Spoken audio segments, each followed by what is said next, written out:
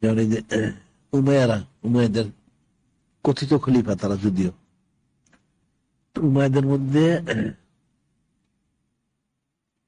এখন হযরত মুয়াবিয়া রাদিয়াল্লাহু তাআলা আনহু, উনি তো খলিফা ঠিকই আছে। তো ওনার পরে ইয়াজিদ যখন উনি ইয়ে করলেন, সে তখন ভালোই ছিল, কিন্তু ইয়াজিদ বিভ্রান্ত হলে কি করে? ইয়াজিদের উপদেষ্টা কিন্তু ছিল ইহুদি, ইহুদি ছিল তার উপদেষ্টা।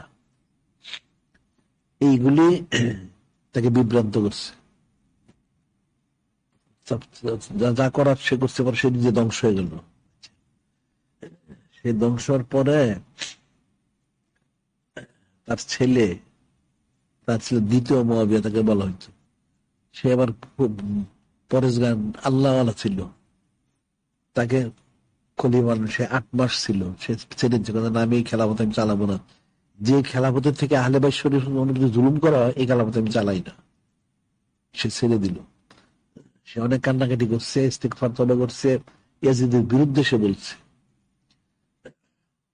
সে ছেড়ে দেওয়ার পরে পরে যে আসলো, এখন কি হবে, তার তারা ছোট, তখন মারওয়ান কে দিল দায়িত্ব, অন্য অন্য ছেলেরা বড় হওয়ার পর্যন্ত মারওয়ান চালাবে।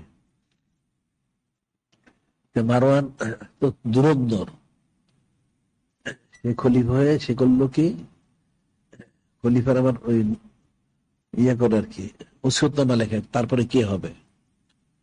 তারপর তো ওই তাদের বংশধর কথা, সে করলো কি, তার ছেলে আব্দুল মালেককে দিল। যখন এটা সে এই ওসিয়তনামাটা লিখলো, তখন এই উমাইয়াদের দ্বিতীয় যে মুয়াবিয়া রাদিয়াল্লাহু তাআলা আনহু, ওনার মহিলা, সে তো খেলাফতটা ঘুরাই দিল। সে গিয়ে তার কাছে বিয়ে বসলো, বিয়ে বসে উদ্দেশ্য হলো তাকে হত্যা করা। সে সত্যি মারওয়ানের হত্যা করলো। এখন ঔষধ মতো লেখা হয়ে গেছে, আব্দুল মালিক হলো। দেখ, আব্দুল মালিক তো জালেম ছিল, কোন চালাইলো সে 20 বছর। এরপর তার ছেলে অলিদ হইল। মোটামুটি কিন্তু অলিদ জালেম থাকার পরেও সে কিন্তু মোটামুটি সারা পৃথিবীর কব্জা করার জন্য যে 4 জন যে বিশেষ সেনাপতি, হযরত ইমাম মোহাম্মদ বিন কাসিম রহমতুল্লাহ, তারপরে যে হ্যাঁ কুতুবুল মুসলিম রহমতুল্লাহ, তারপর হইলো ওই মুসা বিন মুসাইর রহমতুল্লাহ, আর হইলো যে স্পেন তারেক বিন জিয়াদ। ওনাদেরকে সে সব জায়গায় সরাইলো, প্রায় পৃথিবী প্রায় কবজার কাছাকাছি। একজন আফ্রিকা, একজন এশিয়ার দিকে, একজন ইউরোপের দিক দিয়ে, একজন ঢুকছেন স্পেন দিয়ে, আরেকজন রাশিয়া দিক দিয়ে দেওয়া হয়েছে। মোটামুটি ভালোই চলতেছিল এই সময়। তখন হাজ্জাজ বিন ইউসুফ ছিল, সে জালিম ছিল, সে মারা গেল। তারপর মারা গেল অলিদে। তো অলিদের পরে আসলে খলিফার কথা ছিল হযরত ওমর ইবনে আব্দুল আজিজ রহমতুল্লাহ। তখন অলিদের ভাই ছিল সুলাইমানটা জালেম। এই জালেমটা তখন খলিফা হয় জোর করে। খলিফা তার উপদেষ্টা ছিল ইহুদি। ওইটার কারণে, এটার মাধ্যম দিয়ে সে করলো কি, সমস্ত যারা মুসলমানদের যারা এই 4 জন সেনাপতিকে এই ইহুদিটা কুপরামর্শে এই সুলাইমানটা সবাইকে তছনছ করে দিল, নাউজুবিল্লাহ। পরে গিয়ে জানানো হইলো হযরত ওমর ইবনে আব্দুল আজিজ রহমতুল্লাহ, আমার তো করার কিছু নাই, কারণ ক্ষমতা তো তার হাতে। সে যখন মারা গেল, উনি পরে আসলেন, কিন্তু আস্তে আস্তে তো কাজ শেষ। এই শুরু থেকে মুসলমানদেরকে যে করলো, এরা এই কাফেরদের দ্বারা প্রতারিত হইল।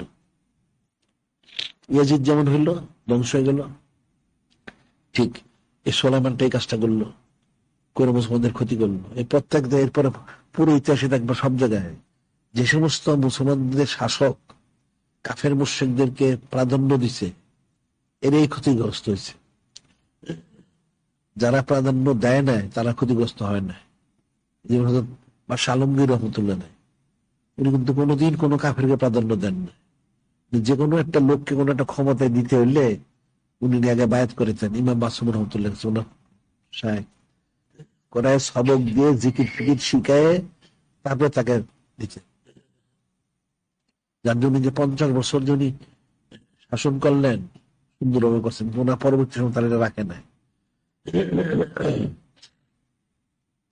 বিষয়গুলি তো এরকমই। এই বাদশাহ বাবর খারাপ ছিল না, সে কিন্তু আল্লাহ ছিল, কিন্তু তার পরবর্তী সময় যে আসলো আকবর যে আসলো, সে তো কাফেরদের দ্বারা প্রতারিত, এইভাবেই গেছে।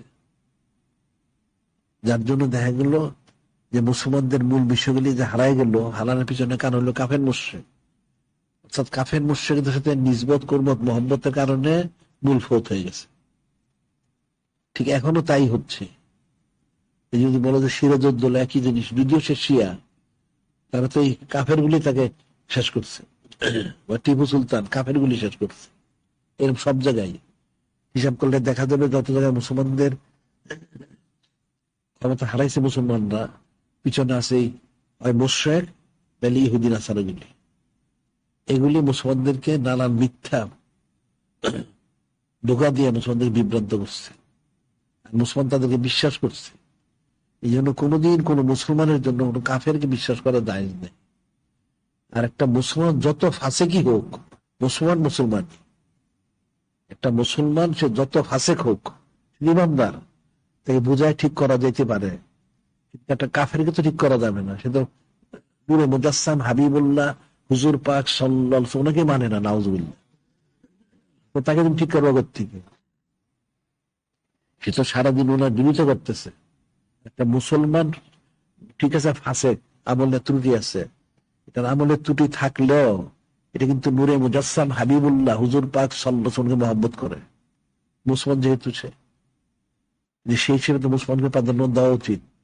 আর যদি বলে মুসলমান তার হকটা ঠিক মতো আদায় করে না, সুরতান, যদিও সে সুরতান না করো, কিন্তু কাফেরটা তো তার মূল গোড়ায় কেটে দেয়, নাউজুবিল্লাহ। মুসলমান তো সেটা করবে না, অত সে কিছু এদিকে এলোমেলো করতে পারে, কিন্তু মূলটাকে সে ক্ষতি করবে না। কিন্তু কাফেরে কিন্তু তার মূল উদ্দেশ্যই থাকে মুসলমানকে কি করে এখান থেকে সরাই দিয়ে তার প্রাধান্য বিস্তার করা, নাউজুবিল্লাহ।